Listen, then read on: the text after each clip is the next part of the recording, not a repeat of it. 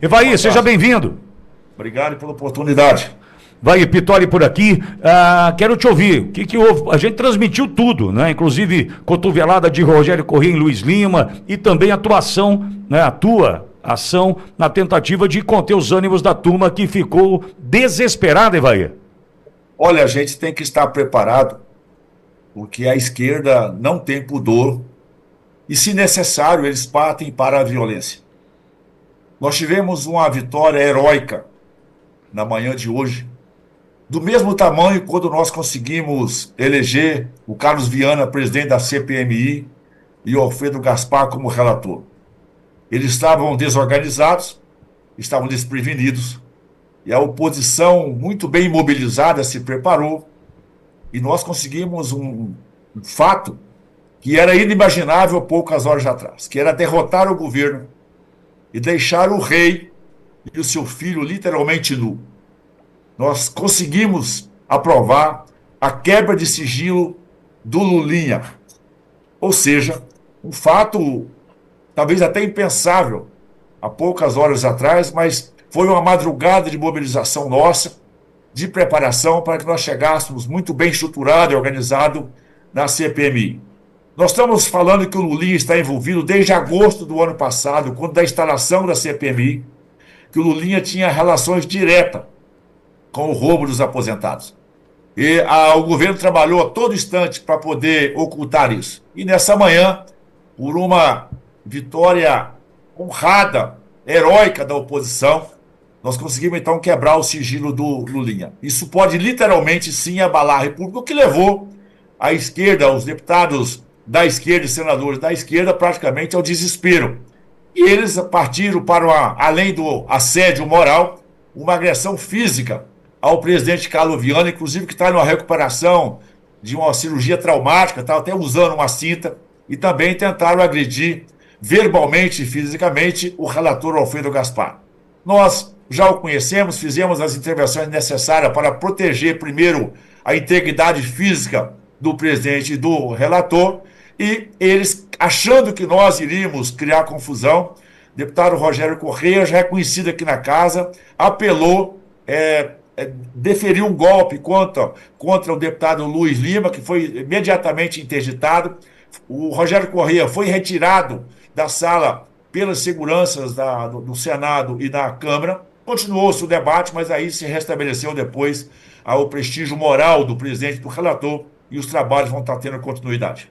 Agora, Evaí, houve um pedido do Paulo Pimenta para suspensão dos trabalhos, para que ele fosse procurar o presidente do Congresso numa nítida ameaça ao presidente da comissão, Carlos Viana. Isso avançou? Olha, é o apelo deles, sempre fazem com esse trabalho. O presidente, naturalmente, não acatou a essa manifestação do Paulo Pimenta. Toda a oposição, toda a base do governo imediatamente se retirou do plenário, porque numericamente eles estavam lá só para fazer número, sabem que acabaram os argumentos, não tem mais questões regimentais. O presidente Carlos Viana suspendeu o trabalho por 1 hora e o depoente já está na mesa para que às 14h30 possamos retornar com o trabalho, agora já superado o procedimento de votações de requerimentos, e nós possamos ter a oitiva, então, de uma das pessoas envolvidas nesse roubo dos aposentados. Volto a dizer, o rei e o filho estão nus, foi uma vitória que tem que ser comemorada. A oposição, mesmo numericamente, quase sempre menor do que a base do governo, mas muito bem preparada e articulada, e assim, quando eles distraem um pouquinho, a gente consegue ter uma vitória honrada como a de hoje. O Brasil agora vai desvendar uma coisa que não é de hoje. O enriquecimento do Lulinha não é de hoje, desde o governo passado está sendo monitorado, e nós conseguimos algo que realmente interessa à República. De onde vem essa fortuna e esse enriquecimento do Lulinha, que já está comprovadamente, inclusive já, segundo os vazamentos da Polícia Federal, já está feito fruto de delação de agente do INSS, comprovando que realmente o Lulinha participou de diversos esquemas na República, entre eles o envolvimento do roubo dos aposentados. Evaí, Borgo aqui comigo. Borgo tem uma questão para você, pois não? Olá, deputado, boa tarde, prazer falar com o senhor. Deputado, normalmente não teria mais nenhuma manobra regimental, mas nós não estamos vivendo momentos de normalidade e nós sabemos até que ponto que o presidente do Congresso está vinculado, ou me desculpe a palavra aqui, com o rabo preso com toda essa situação. Tanto é que não ainda deu instauração da CPMI do Banco Master. A situação, né? Eles ameaçaram recorrer para o Davi Alcolumbre desse episódio, dessa vitória que teve, né, que o Brasil teve hoje de manhã. A senhora acredita que existe alguma possibilidade de algum recurso do Davi Alcolumbre interferir nos trabalhos da comissão, ou é mais um ius esperniandi, né, como nós dissemos popularmente no meio jurídico? Olha, eu vou dizer o seguinte, qualquer ato agora é uma vitória honrada da oposição. Se o presidente Davi Alcolumbre acatar o pedido da base do governo, naturalmente ele vai fazer um esforço acima do regimento para proteger a carniça que nós sabemos que já existe. Se for usado algum procedimento a partir da mesa para que possamos não avançar com a quebra do sigilo do Lulinha, é uma demonstração clara que tem podridão, que tem irregularidade, porque nós queremos investigar a todos. Eu não acredito que vai ser uma vitória nossa fácil. Possivelmente eles vão ao presidente do Senado, já vão, com toda certeza, recorrer ao STF. Eles vão fazer todo o esforço possível, porque é uma prática da esquerda tentar colocar sujeira debaixo do tapete. Mas, como o nosso líder, Rogério Marinho, já disse, a carniça é tanto, a podridão é tanto, que fede muito em toda a República. Então, se eles tentarem esconder, é a comprovação, mesmo que não tenhamos os documentos em mãos. Mas acredito que dessa vez vai ser impossível, isso vai ter que ser cumprido, essa missão importante, porque isso vai resolver, inclusive, denúncias de corrupção ainda do governo passado. E tudo isso em nossas mãos, eu já disse, pode levar o Lulinha para a cadeia, e assim, no final do ano, se Deus quiser, o presidente Lula vai perder o foro privilegiado, e ele vai estar envolvido nessas denúncias, e ele vai retornar também para onde nunca deveria ter saído, que é a cadeia. Evaí, corrupção.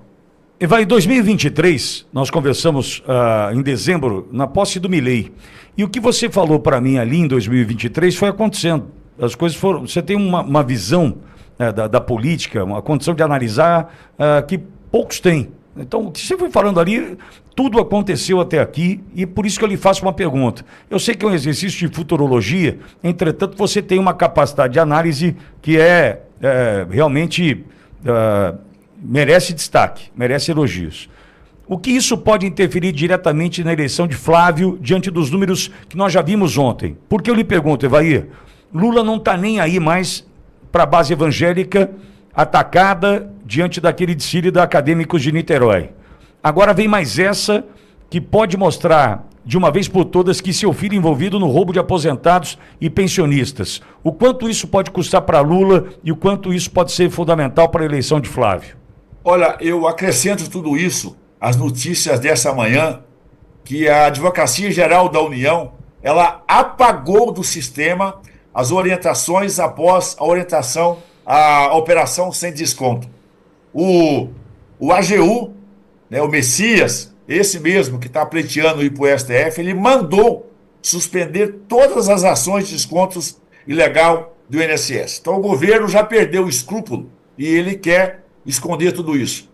Eu tenho certeza que, diante da sua pergunta, primeiro, muito obrigado pelas considerações.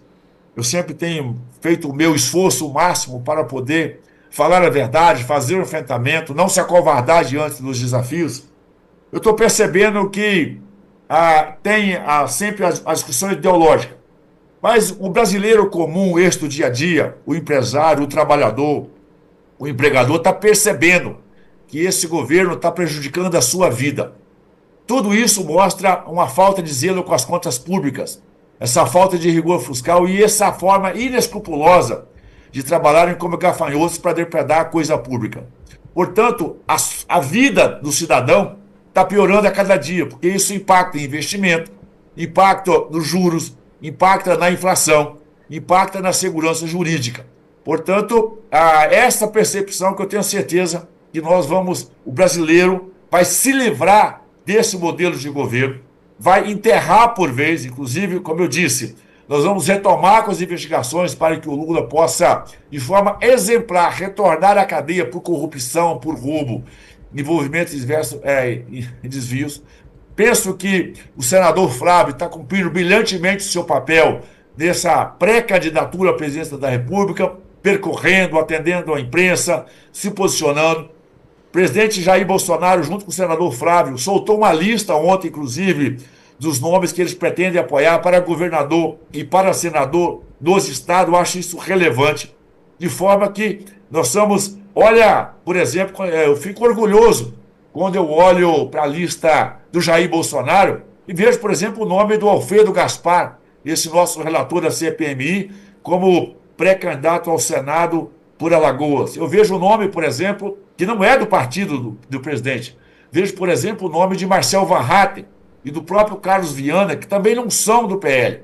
Mostra que o presidente Jair Bolsonaro e o senador Flávio têm uma visão além do partido. Ele quer unificar e juntar as pessoas de bem e decente para que o Brasil possa ter um presidente da República que dê condições para que o Congresso, para que o Senado cumpra as suas prerrogativas. Isso é querer o bem do país.